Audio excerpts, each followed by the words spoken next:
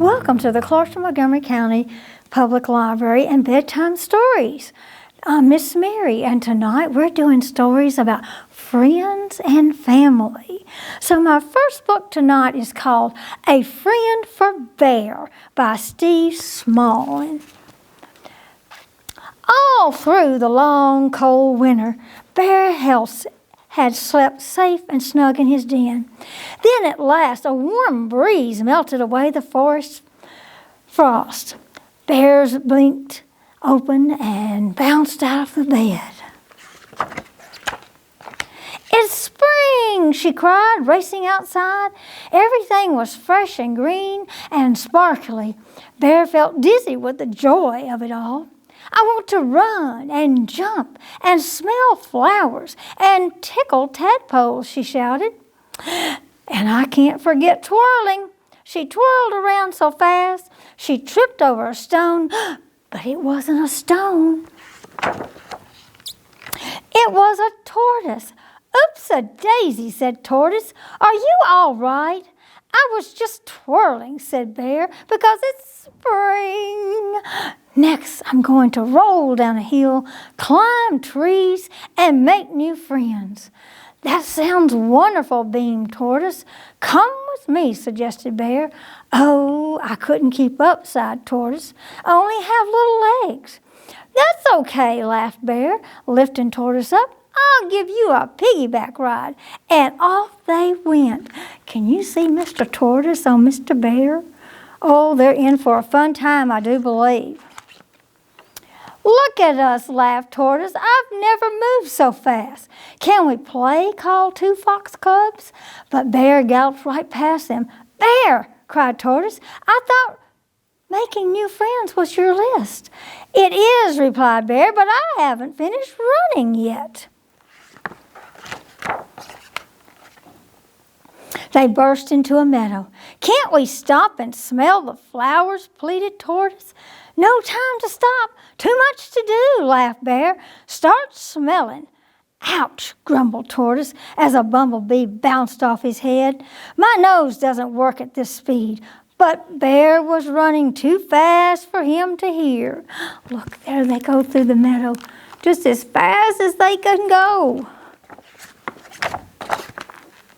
Bear finally skidded to a halt at the top of a small hill. Tortoise looked around in wonder. "I've never been so high," he gasped. "I can see the world." "Thank you, Bear. This is perfect." "Perfect for rolling," finished Bear, and clutching Tortoise tightly, she rolled over and over all the way down the hill. There they go, rolling down that hill. They stopped with a bump at the foot of the tall tree. "Time to climb," declared Bear. "Oh, no," groaned Tortoise, his head spinning. "Can't I just sit on my shoulders?" "Good idea," finished Bear, and up they went. Mommy Bird was very surprised. "Shoo!" she flapped. "Time to go," whispered Tortoise. "Time to tickle tadpoles," bellowed Bear. "To the pond." "What a day," puffed Tortoise as he flopped down by the water's edge. Bear dropped down beside him. They watched duckling and tadpoles playing in the water. "Are you thinking what I'm thinking?" asked Bear. "Yes," sighed Tortoise dreamily. "This is the perfect spot." What do you think they're going to do? Do you think they're going to splash in the water? "To jump from," cheered Bear. Then she grabbed Tortoise and leaped into the pond. "Wasn't that great?" laughed Bear, scrambling out. But Tortoise had had enough. "No," he sputtered. "I can't swim. My shell is full of water, and I have weeds up my nose." "But you wouldn't want to swim," said Bear in surprise. "No, I did not," snorted Tortoise. "You haven't stopped to listen, look, or make friends," he finished. "But there's so much to do," cried Bear. "I can't stop." "Well, you'll have to declare, Tortoise, because it's bedtime. No, howled Bear. I'm not tired. I don't want to go back to bed forever and ever. I want it to be spring again. Poor little bear. Look how, I think I see tears coming up in his eyes. Oh, Bear, smiled Tortoise. It's not time to hibernate yet. Tomorrow will still be spring. It will, sniffed Bear. And then I can run and twirl and climb. Yes, nodded Tortoise, and maybe sit and watch too. Do you think I might make some friends? Bear whispered. I'm sure you will, chuckled Tortoise. You already found one today. I have? Asked Bear. Who? Me, Bear, Tortoise said. Me. Bear beamed. Can I give you a ride back home? Will it be another fast ride? Asked Tortoise. No, chuckled Bear. Let's go slowly this time. I want to smell the flowers. So as the sun set, the two friends wandered slowly all the way home to bed. And that is a friend from Bear. Now, didn't he meet a nice friend? Poor little Tortoise had to do a whole lot for that friendship, didn't he? Let me see what I have next. Oh, we have a wonderful family book. It's called Miss You Like Crazy by Pamela Hall. This looks like a squirrel family. Walnut crunched honey bumbles for breakfast.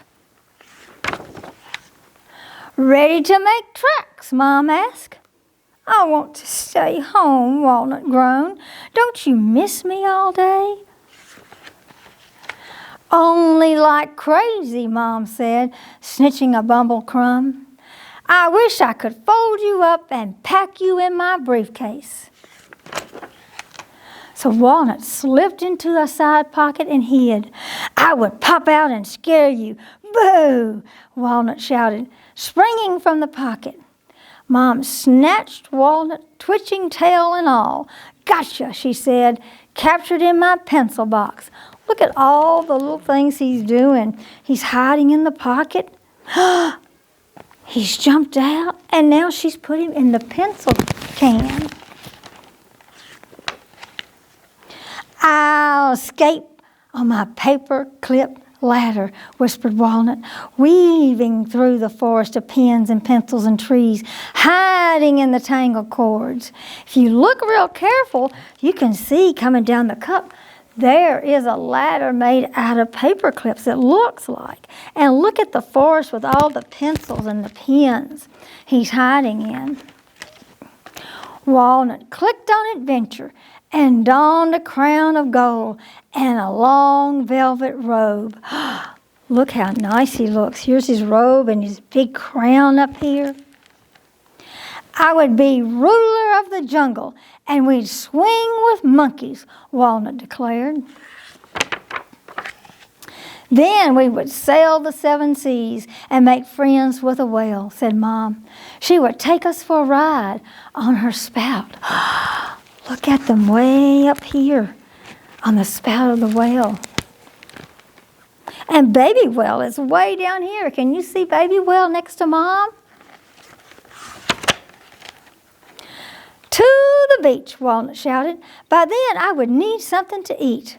I would buy us lunch at the Nut Hut, Mom said. You would be the toy that comes with my meal. Then I would wear my walnut shell necklace back to work. You'd have to go back, Walnut asked. Yes, Mom said. There are things I would need to do. People depend on me. For what? Walnut wondered. I'll show you sometime on Bring Your Child to Work Day, Mom promised. But for now, I proclaim each day at 5 o'clock to be Walnut time. Walnut smiled. 5 would rock. But how come you have to work at all? Asked Walnut. Well, Mom explained, I go to work so I can pay rent on our den and buy you nutty clusters and super squirrel socks. And I'm good at what I do, just like you are good at kickball and drawing. And Walnut considered all of this. But the best part of each day is coming home to you, added Mom. I wish it was 5 o'clock now, Walnut said. Can we snuggle? Mom looked at her watch and then relaxed, swallowing up Walnut in her lap. You bet. I love having you close. Walnut curled into a big ball of fur. Look at them. Here they are in the chair, all huddled up together. It's 5 o'clock. I wish we could really stay together today. What if you get lonely without me, Walnut said, looking worried. But I'm never really without you, Mom said. You're on my computer. Here he is. In my briefcase. And at my desk. She's got pictures of him just everywhere. Around my neck. Oh, there he is in her nutshell. And on my mind. Everyone at work knows you are my top priority. Mama, I miss you like crazy too, Walnut said, whisker to whisker with Mom. Can I have a little piece of you to keep with me all day? Mom smiled and said, I think we can manage that. And look what all she's done for Walnut. He has a picture to put up on the wall. He has a picture on his backpack. And he now has a necklace all of his own with Mom on it. And so that is Miss You Like Crazy. Isn't that a lovely story? My goodness. They had a lot of good adventures with the whale and everything, swinging through the jungle. But now it's time to take that big, deep breath. And can you let it out for me? Can you raise those little arms up high and stretch them up to the sky? Just give a good old stretch, stretch, stretch, stretch, and bring them back down. And now it's time to say goodbye because our story time is over. Until next week, I'll see you then. Goodbye. Goodbye, my story time friends.